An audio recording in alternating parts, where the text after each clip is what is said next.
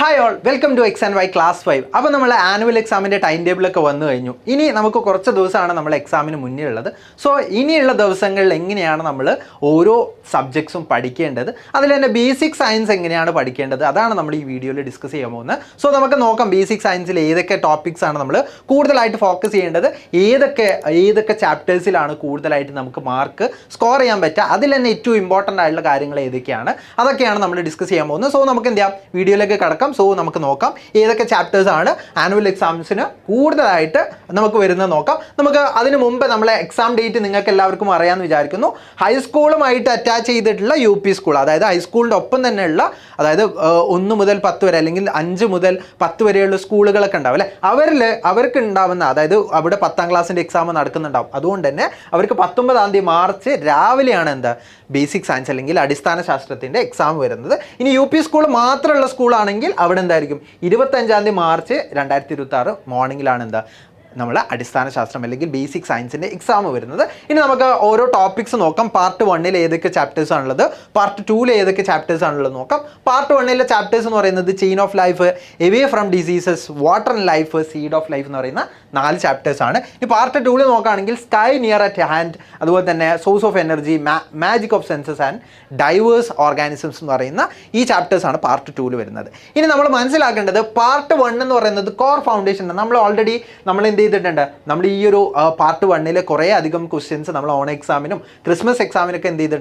ചെയ്തിട്ടുണ്ടാവും അല്ലേ, കൂടുതലായിട്ട് അതിൽ നിന്ന് കൂടുതലായിട്ട് ക്വസ്റ്റ്യൻസ് വന്നിട്ടുണ്ടാവും. അപ്പോൾ ഇനി നമുക്ക് ഫോക്കസ് ചെയ്യുന്ന അല്ലെങ്കിൽ നമ്മുടെ ആനുവൽ എക്സാമിന് കൂടുതൽ ചോദിക്കാൻ ചാൻസ് ഉള്ളത് പാർട്ട് 2 ക്വസ്റ്റ്യൻസ് ആയിരിക്കും. പാർട്ട് 2 ചാപ്റ്റേഴ്സ് റിലേറ്റഡ് ആയിട്ടുള്ള ക്വസ്റ്റ്യൻസ് ആണ് സാധാരണഗതിയിൽ ചോദിക്കാറുള്ളത്. അപ്പോൾ നമുക്ക് നോക്കാം, ഇതിൽ ഒരു അറൗണ്ട് 30% നമ്മൾ ആനുവൽ എക്സാമിൻ്റെ പേപ്പറിൽ അറൗണ്ട് 30% വരുന്നുണ്ടാവുക നമ്മൾ പാർട്ട് 1 ബുക്കിൽ നിന്നായിരിക്കും. അപ്പോൾ പാർട്ട് 1 ബുക്കിൽ നിന്ന് നമുക്ക് എന്തൊക്കെ കാര്യങ്ങളാണ് നോക്കാം. These chapters build the foundation for understanding environmental connections and basic biology, ensure A strong grasp of handle application based questions. അതായത് നമ്മൾ പഠിച്ചിട്ടുള്ള സിമ്പിളായിട്ടുള്ള ലെവലിലുള്ള ക്വസ്റ്റ്യൻസ് ആണ് അതിൽ നിന്ന് വരിക കേട്ടോ. അതിൽ നമ്മൾ ഏറ്റവും ഇമ്പോർട്ടൻ്റ് ആയിട്ട് നോക്കേണ്ടത് ഫുഡ് ചെയിനും എക്കോസിസ്റ്റവും കേട്ടോ. ഫുഡ് ചെയിൻ എന്താണ്, ഫുഡ് വെബ് എന്താണ്, അങ്ങനെയുള്ള കാര്യങ്ങളാണ് നമ്മൾ ചെയിൻ ഓഫ് ലൈഫ് എന്ന് പറയുന്ന ചാപ്റ്റർ പഠിക്കുന്നത്. സോ ആ റിലേറ്റഡ് ആയിട്ടുള്ള കാര്യങ്ങൾ എന്ത് ചെയ്യുക നമ്മൾ നോക്കുക. അതുപോലെ തന്നെ നമ്മൾ അടുത്ത ചാപ്റ്റർ വരുന്നത് കോമൺ ഡിസീസിനെ കുറിച്ച് പഠിക്കുക, അതിൻ്റെ ട്രാൻസ്മിഷൻ നോക്കുക, അതുപോലെ തന്നെ ഹൈജീൻ എന്താണെന്ന് പഠിക്കുക.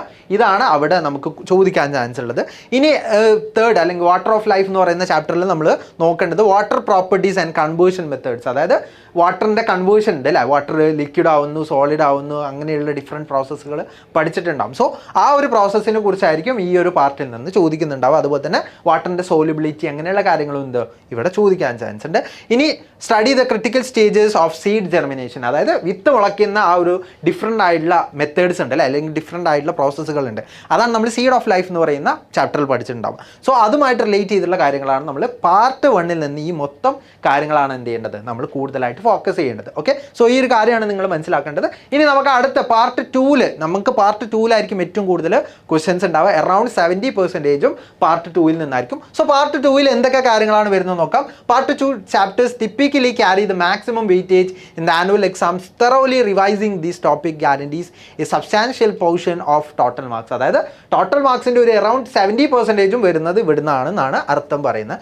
ഇനി focus intensively on solar system എന്താണ്, ഈ കാര്യങ്ങളാണ് നമ്മൾ സ്കൈ അറ്റ് നിയർ ഹാൻഡ് എന്ന് പറയുന്ന ചാപ്റ്ററിൽ നമ്മൾ പഠിക്കുന്നത്. അതുപോലെ തന്നെ റീസെൻറ്റ് ISRO മൈൽസ്റ്റോൺസ്, അതായത് ISROയുടെ ഡിഫറെൻറ്റ് മിഷൻസ്, പുതുതായിട്ട് വന്നിട്ടുള്ള മിഷൻസ് ഒക്കെ നമ്മൾ പഠിക്കുന്നുണ്ട് അല്ലേ, അതുമായിട്ട് റിലേറ്റ് ചെയ്ത് ക്വസ്റ്റ്യൻസ് ചോദിക്കാം. അതുപോലെ തന്നെ understand the stark difference between renewable and non renewable energy സോഴ്സസിൽ തന്നെ റിന്യൂവബിൾ എന്താണ്, അതായത് നമുക്ക് പുനഃസ്ഥാപിക്കാൻ പറ്റുന്നത് പുനഃസ്ഥാപിക്കാൻ പറ്റാത്തതും ഏതൊക്കെയാണെന്ന് ചോദിക്കാം.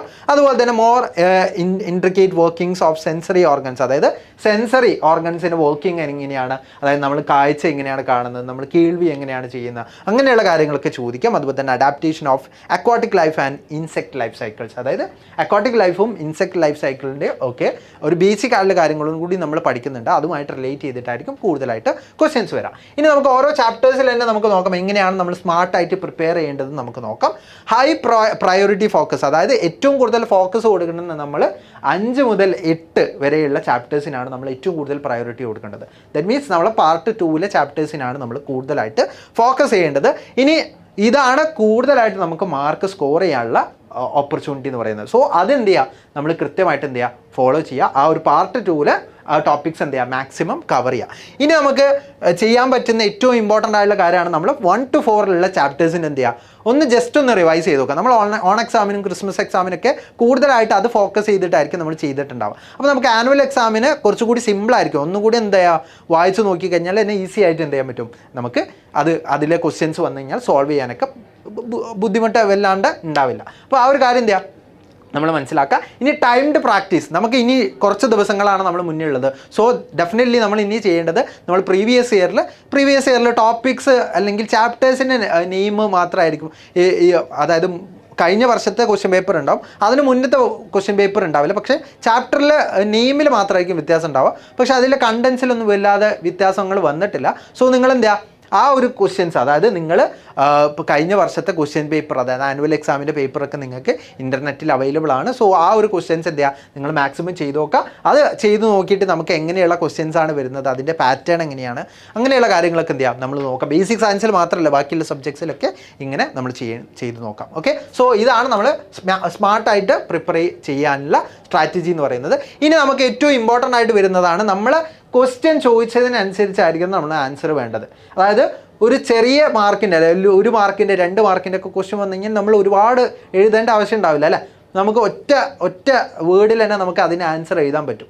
അപ്പോൾ അങ്ങനെയുള്ള ക്വസ്റ്റ്യൻസിന് നമ്മൾ എന്ത് ചെയ്യണം, നമ്മൾ കൃത്യമായിട്ട് ടൈം മാനേജ് ചെയ്യണം. അതായത് 5 മാർക്കിൻ്റെ ക്വസ്റ്റ്യൻ വന്നിട്ടുണ്ടെങ്കിൽ 5 മാർക്ക്, അല്ലെങ്കിൽ 3 മാർക്കിൻ്റെ ക്വസ്റ്റ്യൻ വന്നിട്ടുണ്ടെങ്കിൽ 3 മാർക്കിന് എഴുതണം. 2 മാർക്കിനുള്ള ക്വസ്റ്റ്യൻ 2 മാർക്കിന് എഴുതിയാൽ മതി. അപ്പം അങ്ങനെയാണ് നമ്മൾ ചെയ്യേണ്ടത്. അതിന് ഫോർമാറ്റ് കറക്റ്റായിട്ട് എന്ത് ചെയ്യുക, ഫോളോ ചെയ്യുക. അതുപോലെ തന്നെ നമ്മൾ ഡയഗ്രാംസ് ഒക്കെ വരയ്ക്കാനുള്ള ക്വസ്റ്റ്യൻസ് ഉണ്ടാവും അല്ലേ, ചിത്രങ്ങളൊക്കെ വരയ്ക്കാനുള്ള ക്വസ്റ്റ്യൻസ് ഉണ്ടാവും. അപ്പോൾ ചിത്രങ്ങൾ എന്ത് ചെയ്യുക, കൃത്യമായിട്ട് വരയ്ക്കാൻ നോക്കുക. അതിൽ തന്നെ നമ്മൾ അടയാളപ്പെടുത്താൻ നോക്കുക, അതായത് ലേബിൾ ചെയ്യാൻ നോക്കുക. ഓക്കെ, സോ ഇനി നമ്മൾ എപ്പോഴും നോക്കേണ്ടത്, നമ്മളെപ്പോഴും എന്ത് ചെയ്യുക, ഒന്ന് റിവൈസ് ചെയ്ത് നോക്കുക. എക്സാമിന് മുന്നേ തന്നെ നമ്മൾ ഓരോ ദിവസവും എടുത്ത് എന്ത് ചെയ്യുക, ഓരോ സബ്ജക്ട്സും എന്ത് ചെയ്യുക, ജസ്റ്റ് ഒന്ന് റിവൈസ് ചെയ്ത് നോക്കുക. റിവൈസ് എന്ന് പറയുന്നത് ജസ്റ്റ് വായിച്ച് നോക്കാന്നുള്ളതല്ല കേട്ടോ, വായിച്ച് നോക്കാന്നുള്ളതല്ല റിവൈസ് എന്ന് പറയുന്നത്. നമ്മൾ അതിലെ ക്വസ്റ്റ്യൻസ് എന്ത് ചെയ്യുക, ഓരോന്നും 1 2 ഒക്കെ വെച്ചിട്ട് എന്ത് ചെയ്യുക, ചെയ്ത് നോക്കുക. അപ്പോൾ ചെയ്ത് പ്രാക്ടീസ് ചെയ്യുമ്പോൾ നമുക്ക് എന്ത് ചെയ്യും, കുറച്ചുകൂടി ഐഡിയ കിട്ടും, ഏതൊക്കെ പാറ്റേൺ ഓഫ് ക്വസ്റ്റ്യൻസ് ആണ് ഇതുവരെ വന്നിട്ടുള്ളത്, ഇനി എങ്ങനെയൊക്കെ വരാൻ ചാൻസ് ഉണ്ട്, ആ ഒരു ഐഡിയ നമുക്ക് എന്ത് ചെയ്യും, കിട്ടും. അപ്പോൾ ഈ ഒരു കാര്യം എന്ത് ചെയ്യുക, നിങ്ങൾ തീർച്ചയായിട്ടും ഫോളോ ചെയ്യുക. അപ്പോൾ അങ്ങനെയുള്ള കാര്യങ്ങൾ ചെയ്ത് കഴിഞ്ഞാൽ തന്നെ നിങ്ങൾക്ക് മാക്സിമം എന്ത് ചെയ്യാൻ പറ്റും, നമ്മളെ ബേസിക് സയൻസിൽ സ്കോർ ചെയ്യാൻ പറ്റും. സോ നിങ്ങൾ എല്ലാവരും റെഡി ആണോ എക്സാമിനും കൂടി എന്ത് ചെയ്യുക, കമൻറ്റ് ഡൗൺ ചെയ്യുക. അതുപോലെ തന്നെ എക്സാം എല്ലാവർക്കും നല്ല രീതിയിൽ ഈസി ആവട്ടെ. അതുപോലെ തന്നെ നല്ല രീതിയിൽ ഈസി എന്ന് പറയുന്നത് നമുക്ക് ഈസി ആവുന്നത് നമ്മൾ പഠിക്കുമ്പോഴാണ്, അല്ലെങ്കിൽ നമ്മൾ നല്ല രീതിയിൽ പ്രിപ്പയർ ചെയ്തിട്ടുണ്ടെങ്കിൽ. അപ്പോൾ നല്ല രീതിയിൽ പ്രിപ്പയർ ചെയ്തിട്ടുണ്ടെങ്കിൽ നിങ്ങൾക്ക് തീർച്ചയായിട്ടും എക്സാം ഈസി ആയിട്ട് വരും. So all the best for your exam. നമുക്ക് നെക്സ്റ്റ് വീഡിയോയിൽ കാണാം. So thank you.